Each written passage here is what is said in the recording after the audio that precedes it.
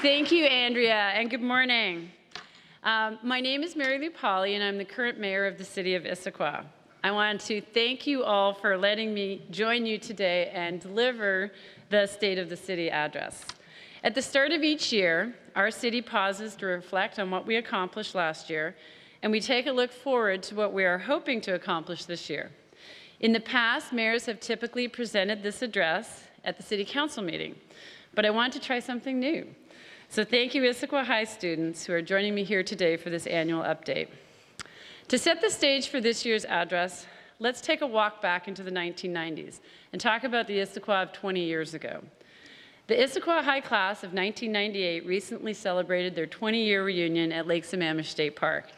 And the Issaquah memories that they shared are surely much different than the city that you know today.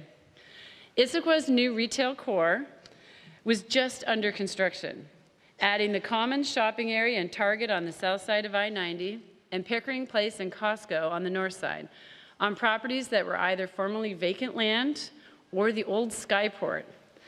Yes, you could still find large empty tracts of land on Gilman Boulevard just 20 short years ago. Completion of our City Hall and police station was still 2 years away, and no trolley was traveling through Old Town. The track that the trolley runs on now was used up into the early 90s by a rail company, and trains traveled southbound from Redmond, next to East Lake Sammamish Parkway, and into Issaquah, stopping at Dairygold on Front Street, crossing city streets near Pickering Barn, and also crossing Front Street at Dogwood. Our community center had just been built, and we were years away from renovating Issaquah High School.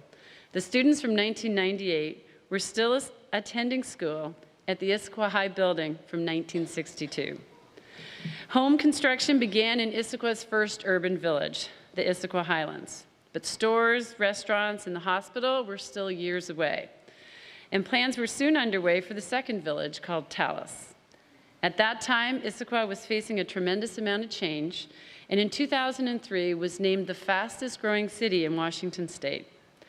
As we move toward present day and our region is still growing at a significant pace, we are now managing a different kind of transition, a time of redevelopment on the valley floor, around I-90, a new urban form of construction that is more vertical and will accommodate Issaquah's new residents of the future in a mixed-use residential and retail area, serviced by current and future transportation hubs. Redevelopment can be much more challenging to do, and to do well, compared to new development in open areas. How do we protect what makes Issaquah special while we are planning for growth that we know is inevitable? To ensure our community's values and vision are reflected in future decision-making, the city is creating its first ever strategic plan. We are hearing from the community that they want us to preserve existing neighborhoods, focus on making getting around town more manageable, and that we are intentional and proactive in managing the growth and development as the valley floor transitions to a more urban-style neighborhood. Recognizing that we are surrounded by absolutely breathtaking natural environment with forested hillsides, salmon-bearing creeks, and Lake Sammamish, our community wants to ensure that these natural treasures are enhanced and protected and stewarded.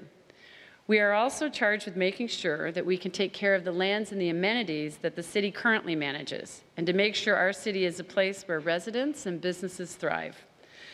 This will all take focus and alignment. And so we started our strategic plan more than a year ago, and we've heard from more than 1,300 people. The plan's in draft now before council and set for adoption this year. It will align how we allocate budget, resources, and staffing to meet these community desires. What we learned from our outreach is that the values and the vision of the Issaquah community has not changed over the years. And while we have grown significantly, and we will continue to grow as our region thrives, we must be very intentional on how we will get all of this done and still keep Issaquah an amazing place to live, work, and play. At the forefront of this new strategic plan is the vision that drives the strategy and action items. Our collective community vision is very simply stated. Issaquah thrives as a welcoming community, creating a sustainable legacy for future generations that honors its rich history and passion for the natural environment. Time to step through some of the challenges and opportunities that lie ahead for Issaquah. I want to share some thoughts with you on smart growth, affordable housing, transportation, and financial sustainability. And then I want to close with my favorite, parks and open space preservation. Issaquah is in a very unique and enviable position. Our city is located at the edge of the urban growth boundary, meaning that while Issaquah is designated for additional growth, we also remain surrounded by vast open space. Herein lies the challenge. How do we grow without displacing jobs, commercial spaces, retail amenities, our existing neighborhoods, and our beloved forested hillsides? While we clustered our last wave of growth into our urban villages, our next focus is now on central Issaquah, which is our 1,100-acre commercial core that surrounds Interstate 90. Our vision is to transform that area into a more livable, sustainable, and balanced mixed-use urban area that serves residents, employees, and visitors. Back in 2016, the City Council assessed whether current projects being constructed in the central area met the community's vision. Because of the review findings, the city consequently enacted a building moratorium, which enabled us to pause and address several development-related issues, from architectural fit to the lack of any new affordable housing. The moratorium was lifted in 2018 after implementing new design and development standards. The city and council have committed to tracking and monitoring new projects as this central part of our town redevelops. Back in the early 1990s, Costco made a decision to locate its world headquartered campus in Pickering Center, next to its new at the time warehouse store. And we're excited in 2019 for Costco to expand its campus and add a 9-story, 600,000 square foot building, as well as a 10-story parking garage just north of I-90.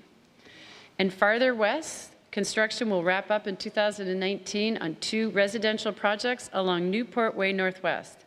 Anthology, which includes 398 apartments, and Revel Issaquah, which offers 146 senior housing units. These new developments can be seen from I-90 as they sit at the western edge of town behind the Arena Sports Complex. The Issaquah School District has building plans for 2019 as well that include a new middle school at the entrance of Talus on State Route 900. As land becomes increasingly scarce in Issaquah, the city is partnering with the school district to enable the development of more urbanized schools like this project. Issaquah, like many Puget Sound cities, is currently feeling the pressure of a rapidly growing region, as affordability has risen to a serious concern for our residents. We need to look for new ways and innovative ways to increase the availability of affordable housing options, and we need to find partnerships in order to make this work. You may have seen Issaquah in the news recently in connection with affordable housing. I joined mayors from some of the largest cities in King County, representing communities outside of Seattle, in a joint declaration that supports substantially increasing the supply and quality of housing for all households in our region. Issaquah is committed to diversifying housing options for its community through several initiatives, including a proposed mixed-use transit-oriented development project called Trailhead to be located on State Route 900. We are developing a citywide housing strategy, and we have included inclusionary zoning in the Central Issaquah Plan, a strategy that requires a percentage of all new construction to be made available to individuals with incomes below the county average. Our joint declarations of the mayors was released along with Microsoft's announcement and pledge of $500 million to help advance affordable housing solutions in the Puget Sound region. We're excited to see what partnerships we can leverage for the future of Issaquah. Now let's turn to traffic, the #1 community concern since the 1960s.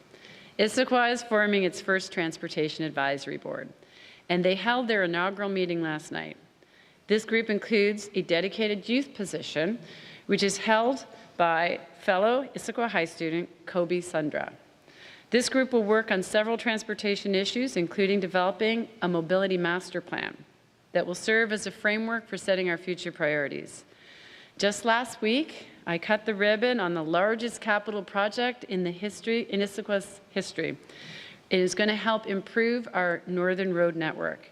Southeast 62nd Street now runs from East Lake Sammamish Parkway to Costco's headquarters in Pickering Place. This massive undertaking involved building 2 roundabouts and a bridge, making enhancements to the North Fork of Issaquah Creek, and enhancing East Lake Sammamish Trail so that pedestrians and cyclists no longer have to stop or interact with vehicles at Southeast 62nd. The total price for this project was $44 million, with the city receiving substantial contributions from Costco and other transportation agencies, such that we were able to leverage $10 for every $1 from Issaquah taxpayers to construct this significant project. This also means our beloved I-90 undercrossing near the post office is now open again. Let's applause. Normally, you do not clap in the state of the city, but oh my gosh, that is just way too exciting. So I just want to say thank you to you and the entire community for being patient and waiting as we got that undercrossing open. Super exciting. Other projects are now in the works for 2019, including a new traffic signal near Gilman Village at the intersection of Gilman, Juniper, and Rainier, and along Interstate 90. The Washington State Department of Transportation plans to add capacity this year between Eastgate and Lakemont interchanges through the addition of auxiliary lanes. Meanwhile, Issaquah continues to advocate at the regional level for opportunities that help control pass-through traffic and reduce its impact on our community. A great example is our lobbying efforts to improve State Route 18, which would help relieve our regional traffic pressures to the south. As we continue to plan for our future, it is essential that we also develop a more sustainable financial plan for Issaquah. This year, our forecasted revenue growth simply doesn't keep pace with our rapidly expanding community.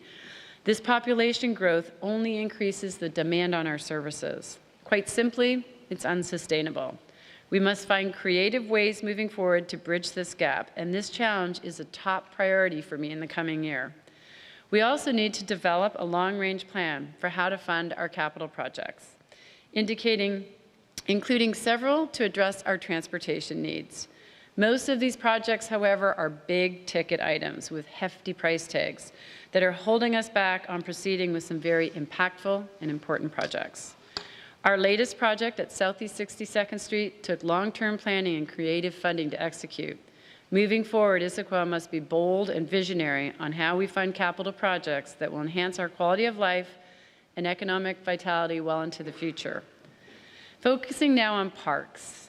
Back in 2013, more than 2/3 of Issaquah voters supported a parks bond. This year, we celebrated by reflecting on a series of successes. Thanks to the taxpayers' $10 million investment, we leveraged an additional $6.3 million in grant funding, totaling to a $16.3 million investment in Issaquah's park system. Using these funds, we upgraded several parks, our pool, and more. Most recently, we built 2 multi-use sports fields at Central Park, which featured artificial turf, lighting improvements, and other new amenities. Several projects will take place in 2019, including the development of an introductory skills mountain bike park in the Issaquah Highlands and a new dog park.